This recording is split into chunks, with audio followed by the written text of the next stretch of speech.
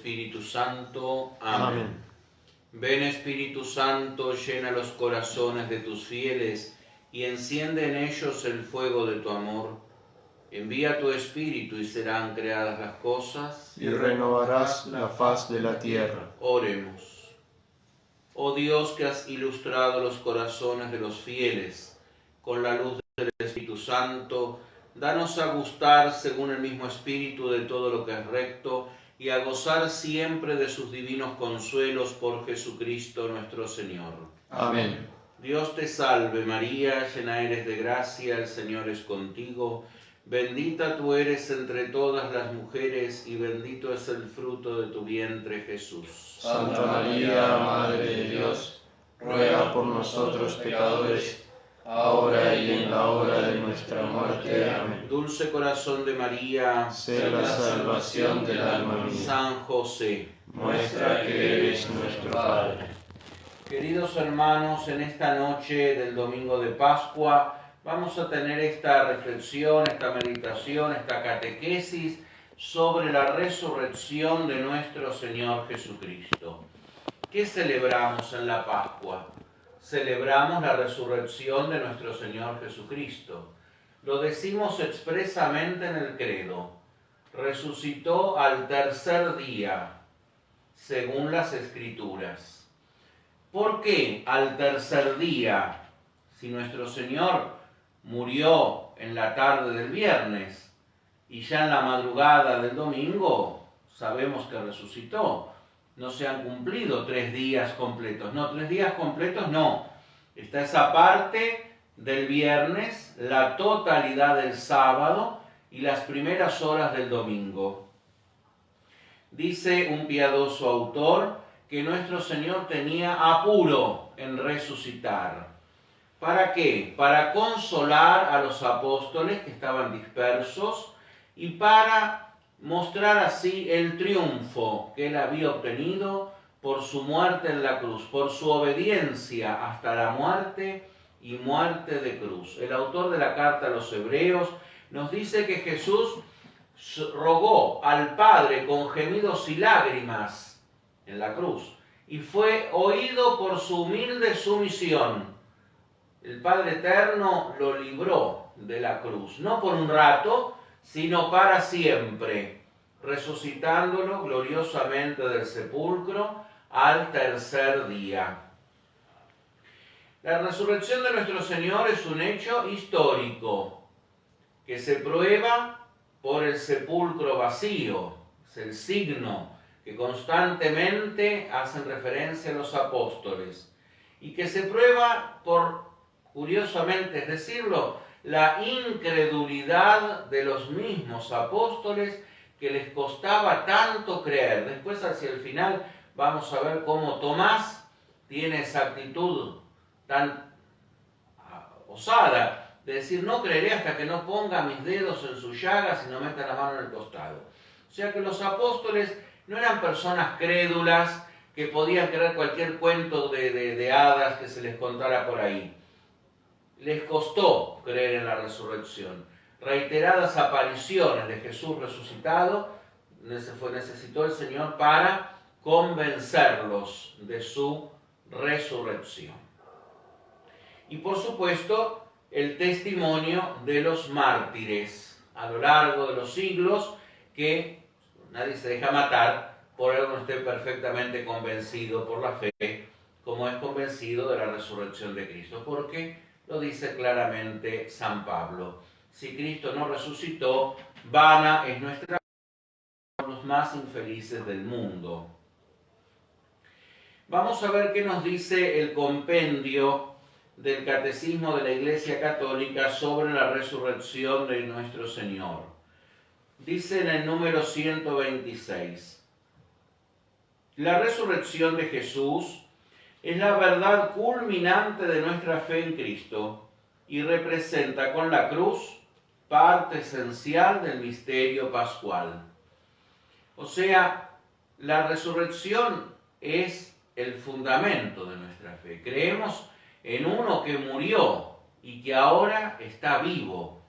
Y vivo no como puede estar vivo un personaje de la política o del deporte o del arte, por el afecto de sus seguidores, por la permanencia de su doctrina, por el uso de sus estilos y modos. No es esa pervivencia afectiva y sentimental la de Cristo. Cristo vive objetivamente, se crea o no se crea en su resurrección, Él vive para siempre para interceder por nosotros.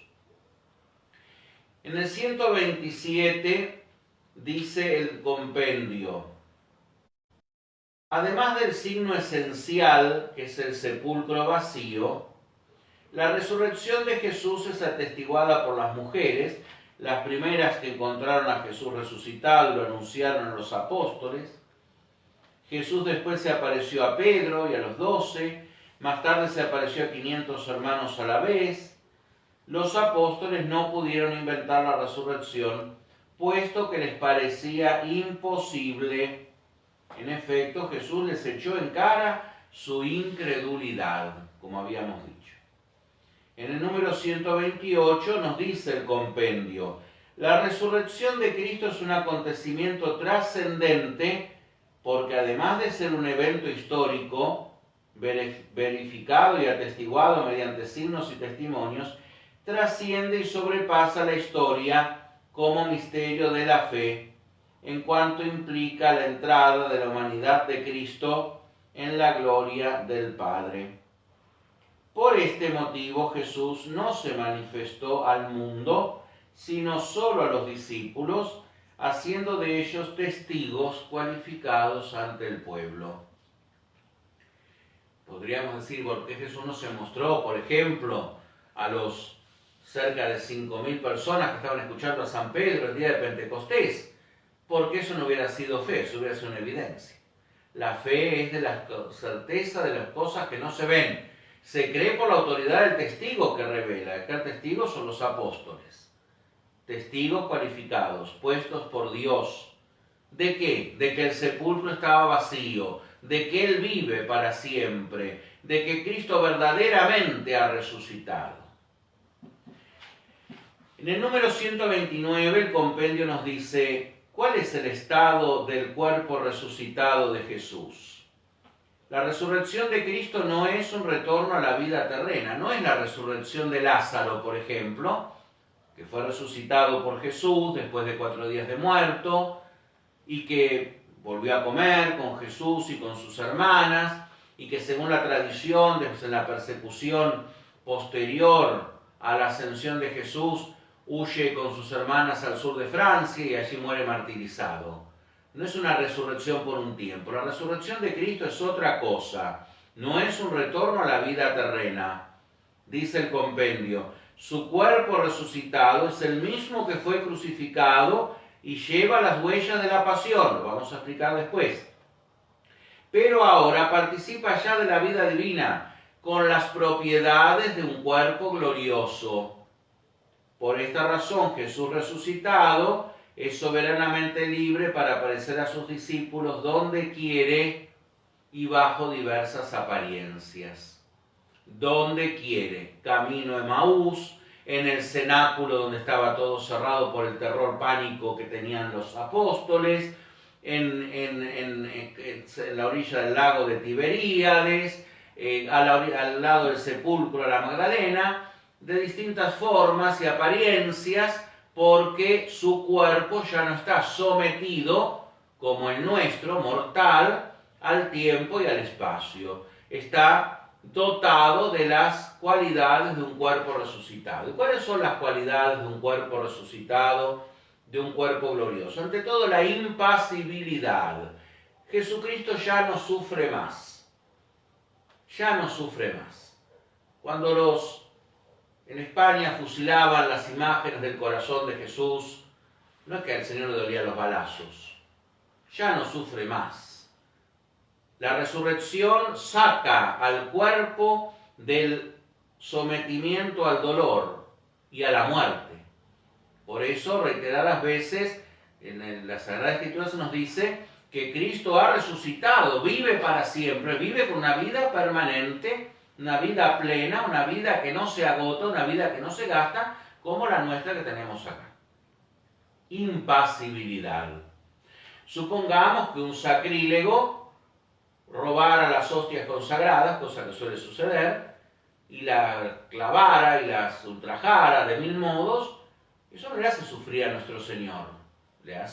Ofende a Dios, claro, la ofensa de la culpa, pero Él ya no sufre más.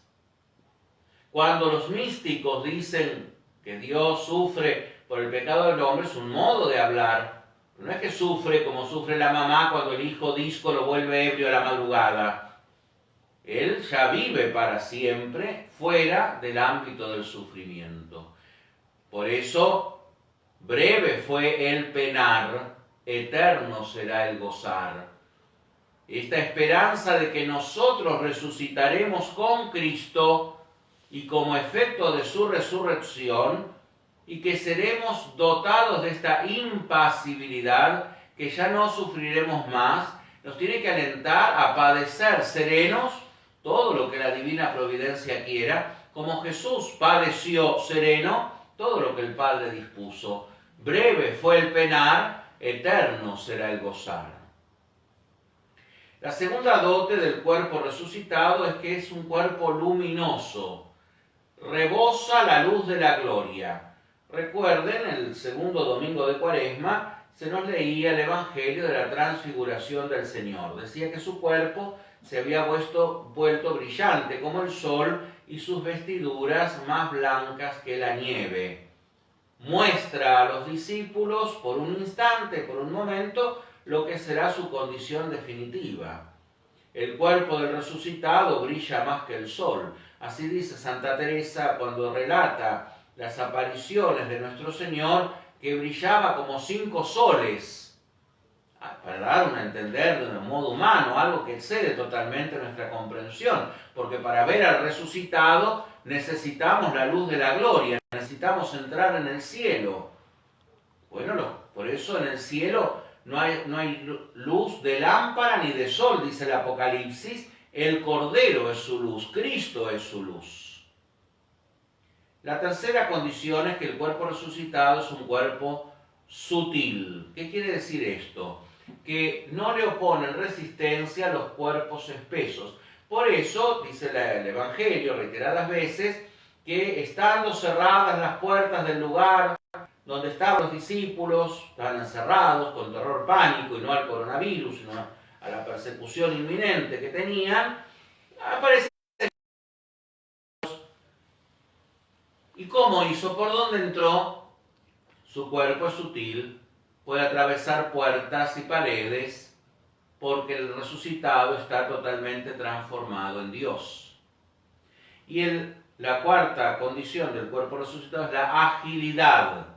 No la agilidad de un atleta, sino la agilidad de aquel que se puede desplazar rapidísimamente, precisamente porque ese cuerpo está plenificado en la divinidad de Dios. Es como que la divinidad de Cristo, oculta durante toda su vida terrena, ahora en la resurrección se manifiesta sin ningún tipo de obstáculo. Notemos que estas dotes las tendremos también nosotros cuando por la misericordia de Dios resucitemos gloriosos para el cielo en el último día. El compendio nos habla, dice, ¿de qué modo la resurrección es obra de la Santísima Trinidad? La resurrección de Cristo es una obra trascendente de Dios. Las tres personas divinas actúan conjuntamente, según lo que es propio de cada una. El Padre manifiesta su poder. El Hijo recobra la vida que ha entregado libremente, reuniendo su alma y su cuerpo, que el Espíritu Santo vivifica y glorifica. Y termina el artículo explicando la resurrección del Señor, el compendio, diciendo: la resurrección de Cristo es la culminación de la encarnación. Es una prueba de la divinidad de Cristo, confirma cuanto hizo y enseñó, realiza las promesas divinas en nuestro favor. Además, el resucitado, vencedor del pecado y de la muerte, es el principio de nuestra justificación y de nuestra resurrección.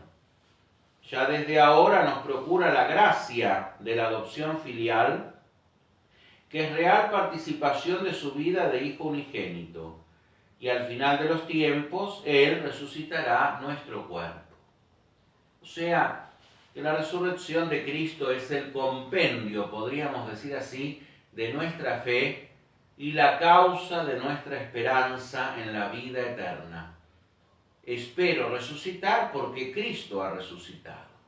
Y en la medida en que yo ahora me una a su pasión, por la obediencia, por la paciencia, por la aceptación serena del dolor, me uniré después al triunfo de su gloria. Vamos a ver ahora una de las apariciones de Jesús resucitado a sus discípulos, según cuenta el evangelista San Juan, su evangelio en el capítulo 20, del versículo 19 al 24. Dice el texto sagrado: al atardecer de ese mismo día, el primero de la semana, el día mismo de la resurrección, al caer la tarde, estando cerradas las puertas del lugar donde se encontraban los discípulos por temor a los judíos, llegó Jesús y poniéndose en medio de ellos les dijo: la paz esté con ustedes. Mientras decía esto, les mostró sus manos y su costado. Los discípulos se llenaron de alegría cuando vieron al Señor. Jesús les dijo de nuevo: la paz esté con ustedes. Como el Padre me envió a mí, yo también los envío a ustedes. Al decirles esto, sopló sobre ellos el Espíritu, sopló sobre ellos y añadió: reciban el Espíritu Santo. Los pecados serán perdonados a los que ustedes se los perdonen y serán retenidos a los que ustedes se los retengan. Hasta aquí el texto sagrado del Evangelio de San Juan. Vamos a notar algunos detalles. En primer lugar, Jesús resucitado saluda a los apóstoles con el doble saludo de la paz. 2 veces seguidas en un momento les dice: la paz esté con ustedes, la paz esté con ustedes. ¿Por qué esta repetición? El primer saludo de la paz es para disipar del alma, del corazón, de la mente de los apóstoles cualquier recelo y falso temor porque lo habían abandonado, porque lo habían traicionado, porque lo habían dejado. Muchas veces experimentamos, hermanos, cuando hemos pecado, el temor de volver a Dios. Ese temor que no es ningún don del Espíritu Santo, ni ninguna gracia, sino que es una artimaña del demonio para mantenernos lejos de Dios. Nos envuelve en un remordimiento envenenado que nos aleja de Dios. Por eso Jesús le dice a los apóstoles: la paz esté con ustedes. Ya está. Es cierto, me abandonaron, me dejaron. Vos, Pedro, me negaste delante de una señora curiosa. Vos te escapaste como una glaucha cobarde. No importa, ya está. Ya he resucitado. La paz esté con ustedes. Porque Cristo, por su sangre derramada en la cruz, hace la paz. La paz con Dios y la paz entre nosotros. Y entonces, serena el alma por la paz de Dios, puede recibir los dones del Dios Altísimo. Por eso, mis hermanos, un consejo práctico: cuando vamos a rezar, lo primero que tenemos que hacer es serenar el alma. No podemos ir a rezar con el alma que parezca una coctelera, una cosa que se agita, una cosa que se mueve. Hay que serenar el alma y pedirle a Jesús: Jesús, dame tu paz. Y el segundo saludo de la paz es para disponer a los apóstoles a las grandes gracias, a los grandes dones que ahora les va a comunicar. ¿Qué dones les va a comunicar? El primer don es el mandato misionero. Como el Padre me envió, así yo los envío a ustedes. Hermanos, cada cristiano tiene en su esencia el deber de anunciar el Evangelio, de anunciar la salvación, de anunciar la alegría de la resurrección. Como el Padre me envió, Jesucristo es enviado por el Padre, así Jesucristo nos envía a nosotros. Como el Padre me envió, así yo los envío a ustedes. Para eso nos da la paz. Para que vayamos a anunciar el Evangelio sin temor a las contradicciones, sin temor a las persecuciones, sin temor a los fracasos, sin temor a la muerte. La paz esté con ustedes. como el Padre me envió, yo los envío a ustedes. Primer don, el envío misionero. Segundo don que hace Jesús es nada menos que el Espíritu Santo. Reciban el Espíritu Santo. El Espíritu Santo es el don de Dios Altísimo, fruto de la pasión de Cristo. Algunos autores dicen que cuando Jesús grita en la cruz, Padre, en tus manos encomiendo mi espíritu, está dejando el Espíritu Santo que fluya, que se nos dé libremente como fruto de la pasión. Bueno, son opiniones de algunos autores, será o no. La cosa es que ahora el Señor, sí, ya resucitado, después de dar el envío misionero, les dice, reciban el Espíritu Santo. Hermanos, ¿cuántas veces en estos días, ante la imposibilidad de ir al templo, de acudir a la celebración de la misa, de tener la bendición del Santísimo, surge la inquietud, quiero la misa, quiero estar en la iglesia, pero ¿no tenemos acaso el Espíritu Santo? ¿No dice San Pablo con toda claridad, no saben que son templos del Espíritu Santo? ¿No nos da el Señor resucitado el don del Espíritu Santo en la misma tarde de la resurrección? Reciban el Espíritu Santo. Ah, pero eso se lo dijo a los apóstoles. Se lo dijo a los apóstoles y a todos los cristianos. Los apóstoles eran los representantes, claro. Y el tercer don que hace nuestro Señor es el don de perdonar los pecados. Este sí es un don exclusivo dado a los apóstoles y que los apóstoles, por la sucesión apostólica, dan a los obispos y los obispos a los presbíteros. El don de perdonar los pecados. Los pecados serán perdonados a los que ustedes se los perdonen y serán retenidos a los que ustedes se los retengan. Es el don de las llaves, que ya nuestro Señor le había anunciado a San Pedro. Este don de perdonar los pecados es algo tan grande, ya que perdona todos los pecados de todos los hombres, de todos los tiempos y de todos los lugares. Nadie queda excluido de la gracia misericordiosa del Señor resucitado. Y estos pecados, de todos los pecados, por enormes y graves que fueran. Hay gente que se escandaliza y dice, ay, pero un asesino, sí, un asesino, un violador, lo que fuera. Si está arrepentido y acude al tribunal santísimo de la confesión, recibe el perdón de los pecados. No porque el cura sea un santo, aunque el cura sea un crápula, un cretino, si está válidamente ordenado y tiene las debidas licencias de su obispo, absuelve. Lo mismo ese cura que si fuera San Juan de la Cruz o San Ignacio de Loyola. Ese don de perdonar todos los pecados, por enormes y graves que fueran. Y de perdonar esos pecados, por enormes y graves que fueran, sin límite alguno de cantidad ni de calidad. Sin límite alguno ni de calidad ni de cantidad. No es que hasta 10, hasta 5, hasta 10, lo que fuera. Qué grande es la misericordia de Dios. Qué grande es el amor de Dios. Y ese don lo da Jesucristo a la iglesia, a los apóstoles, en la misma tarde de la resurrección. Inmediatamente después de esto se nos relata la incredulidad de Tomás, de Santo Tomás, que no estaba con la comunidad apostólica, estaría cazando lechuzas, vaya a saber qué, la cosa que no estaba con el colegio apostólico. El peligro no estar en la iglesia, el peligro no estar en la comunidad creyente, el peligro de creerse una especie de Superman de la vida religiosa cristiana, que yo me arreglo solo. No, necesitamos la comunidad, porque claro, cuando la comunidad le dice, hemos visto al Señor, yo no voy a creer. Hasta que no meta el dedo en la llaga, hasta que no toque sus llagas y sus pies, bueno, no voy a creer. Una semana después nuestro Señor, haciendo gala de su misericordia de buen pastor, se aparece de vuelta a los apóstoles y le ofrece a Tomás, Tomás, acá están mis manos y mis pies, aquí está mi costado, mete tu mano, toca mis llagas, mete el dedo en la llaga, convencete, ya no seas más incrédulo, sino fiel. Pero el tema de Tomás lo vamos a dejar para más adelante. Vamos a preguntarnos, como se preguntó tantos santos a lo largo de la historia, ¿por qué nuestro Señor quiso conservar las llagas de la cruz en su cuerpo glorificado? Recién dijimos, el cuerpo del resucitado es impasible, ya no sufre. Cuando resucitemos vamos a resucitar en un estado de perfección. Yo no voy a resucitar como soy así, una bola de grasa, pelado y feo. sino que resucitaría en estado de perfección. Sin embargo, nuestro Señor quiso conservar las llagas de la crucifixión, ya no las llagas dolorosas, humillantes, penosas, sino llagas glorificadas, como soles. ¿Por qué? En primer lugar, para confirmar a los apóstoles en la fe en su resurrección.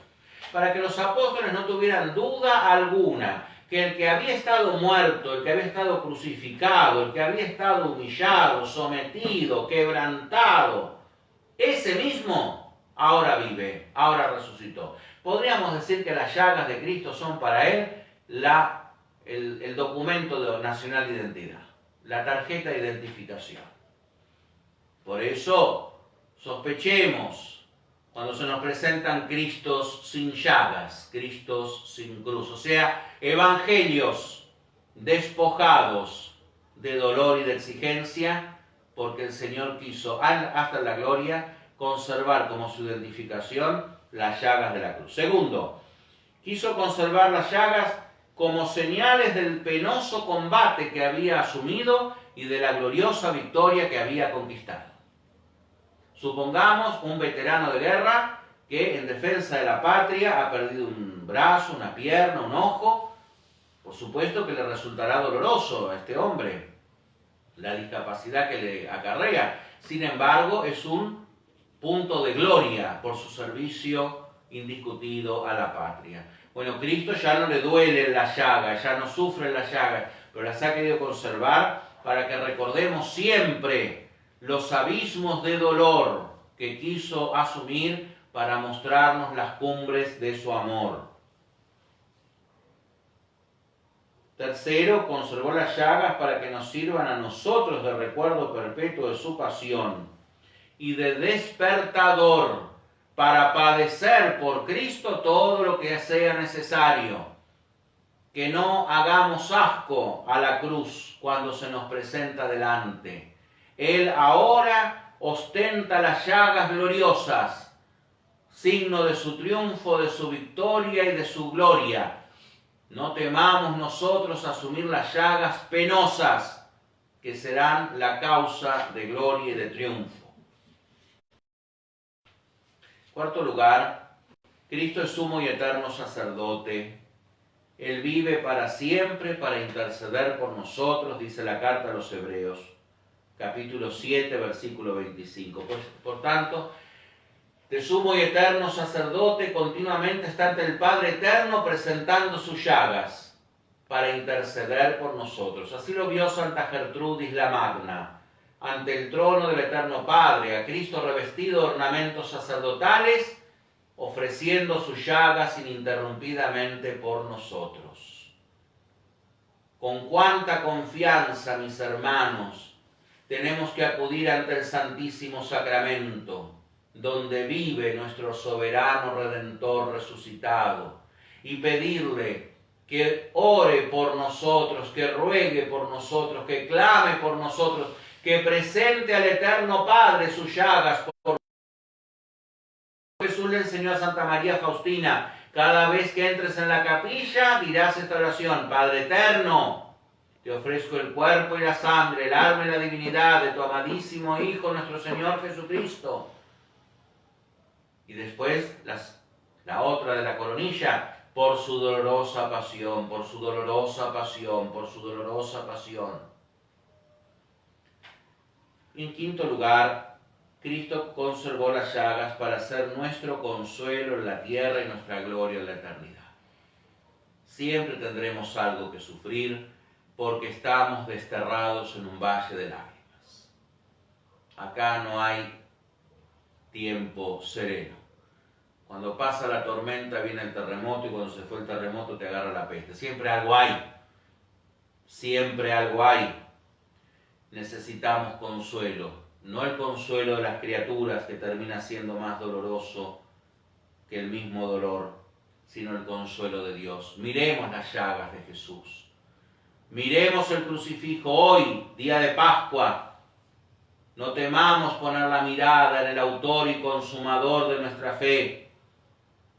Escondámonos en esas llagas, ahora dolorosas porque estamos desterrados, pero que ya brillan gloriosas en el cielo. Por eso será, mis hermanos, una hermosa devoción de estos días de Pascua, visitar al Santísimo Sacramento espiritualmente, porque ustedes no están en sus casas, no pueden salir, no deben salir, no tienen que salir, tienen que hacer esta penitencia de estar en la casa, adorar al Santísimo Sacramento y rezar 5 veces el Gloria, adorando las llagas de nuestro Señor, gloriosas en el cielo, pidiéndole a la Virgen que las bese por nosotros, al tiempo que nosotros besamos las llagas de nuestros crucifijos.